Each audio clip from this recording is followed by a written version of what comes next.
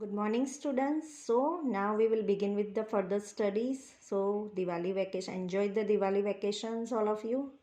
Okay, so now we will start up the chapter 6, forms of business organization 2. Okay, today's you will write down the date 1st December. Okay, now we will just start about the what will you learn in this chapter. Okay, first यहाँ पे chapters में दो main points है, cooperative society and second है joint stock company. First of all I will explain you cooperative societies. Today's will introductions, meanings and characteristics. Okay, first of all, introduction. Sole proprietorships, partnerships and company are three forms of business organization from the point of view of their primary objective of profit. यहाँ पे हमने पढ़ा था, पहले भी पढ़ा था कि सोल प्रोप्राइटरशिप में, पार्टनरशिप में और कंपनी का मेन मोटिव क्या होता है. बिजनेस का जो ऑर्गेनाइजेशन मतलब बिजनेस ऑर्गेनाइजेशन में मेन मोटिव उनका होता है प्राइमरी ऑब्जेक्टिव प्रॉफिट कमाना. ओके, उनका मेन उद्देश्य यही होता है, उनको प्रॉफिट कमाना ही है. तो ये उनका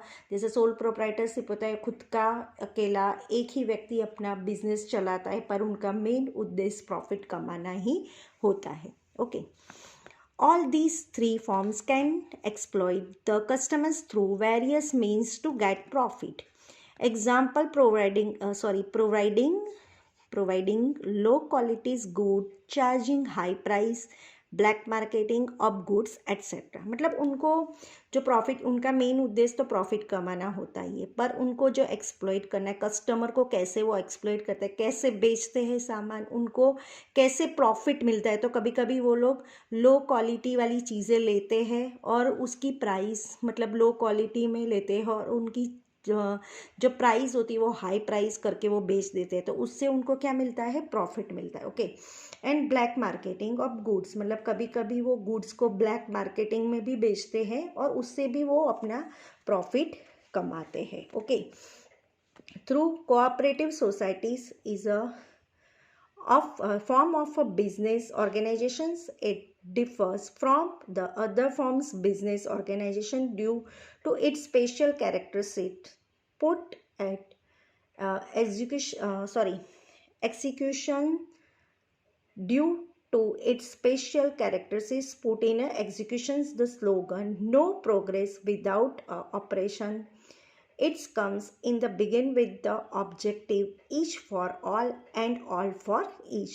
तो यहाँ पे आपको जैसे कोऑपरेटिव सोसाइटी मतलब कोऑपरेटिव सोसाइटी है, एक ऐसी सोसाइटी है, उनका मोटिव होता है न प्रॉफिट कमाना नहीं है, उनका मोटिव होता है कस्टमर को बेनिफिट देना.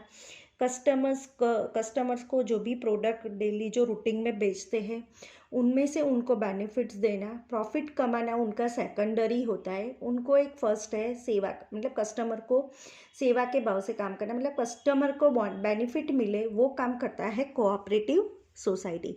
उनका यहाँ पे स्लोगन भी बताया गया है कि no progress without a operation. मतलब उसका मीनिंग ये होता है कि बिना सरकार के नहीं होता है उद्धार. मतलब कोई भी चीज़ किसी के लिए, मतलब जैसे उनका सूत्र है कि कोई एक दूसरे के सहकार के बिना कोई भी काम मतलब कोई भी होता नहीं है.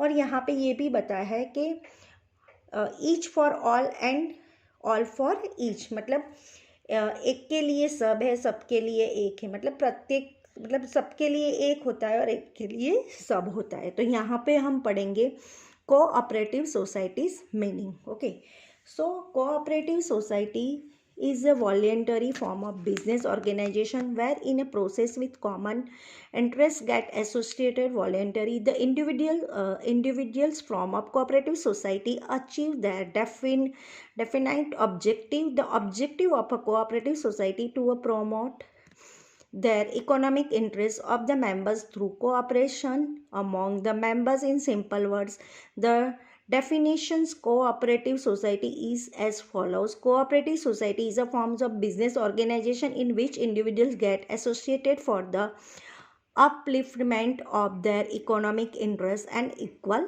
basis. Okay, तो यहाँ पे हम उसके मीनिंग समझेंगे। जैसे कोई भी डेली प्रोडक्ट होती है आप लोग यूज़ करते हो, जैसे पार्ले जी का बिस्किट होता है या फिर बॉर्नवीटा का पैकेट्स होता है।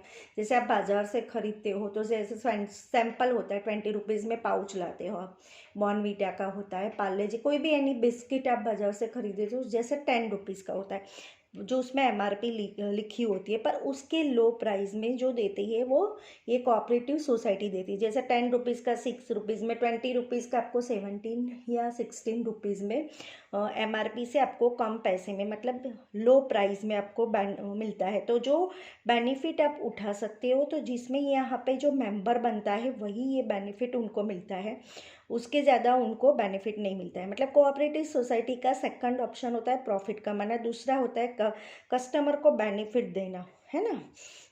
मतलब कस्टमर को ज़्यादा से ज़्यादा उनको मेन उद्देश्य होता है कि उन पे उनका डेवलपमेंट करना वगैरह। मतलब कोऑपरेटिव सोसाइटी मेंबर बनना भी इतना डिफ़िकल्ट नहीं है, इजी है। आप गवर्नमेंट में जाके उसका एक फॉर्म होता है, फॉर्म लेके आपको उसका रजिस्ट्रेशन करना पड़ता है, रजिस्ट्रेशन फीस भरनी पड़ती है, उसके आप उसमें उसका आपको बेनिफिट मिलता है, मतलब बिजनेस में आपको बेनिफिट होता है। तो ये सारी चीज़ें आप अपने हिसाब से कर सकते हो। मतलब आपकी बेनिफिट कोऑपरेटिव सोसाइटी एक ऐसा प्लेटफॉर्म है जहाँ से आप अपना मेंबर बनने के बाद आपको बहुत सारे बेनिफिट्स मिलते हैं।